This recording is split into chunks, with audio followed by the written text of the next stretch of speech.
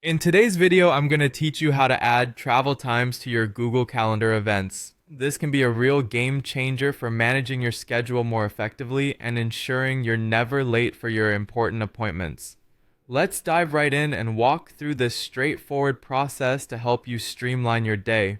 First, you'll need to open Google Calendar. This can be accessed either through your web browser on your computer or via the Google Calendar app on your mobile device. Once you're logged in, you should see your calendar view, which is usually displayed in a weekly format by default.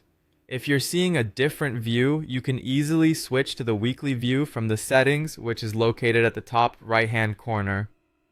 Next, click on the specific day you plan to travel. This will open a new event creation dialog where you can start filling in details about the trip. Here, you'll want to begin by naming your event something descriptive to remind you of the purpose of your travel. It might be something like meeting with client, doctor's appointment, or lunch with friends. The idea is to have a title that's clear and easily recognizable later on. Once you've named your event, it's time to set the time for your travel. This step is crucial as it helps Google Calendar account for the duration of your trip.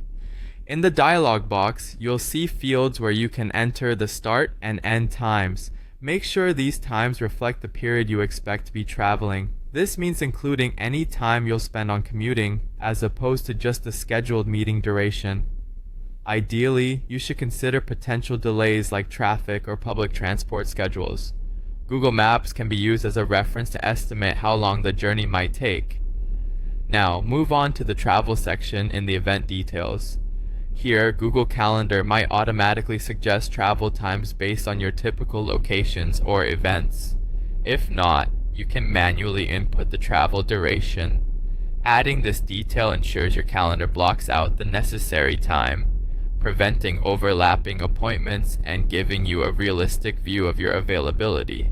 After you click on the travel section, you'll notice that your travel time is now visible on your calendar. It acts as a placeholder for the duration you'll spend commuting, giving you a visual representation of your time commitments. This will appear as part of the event and adjust accordingly if your starting or ending locations change.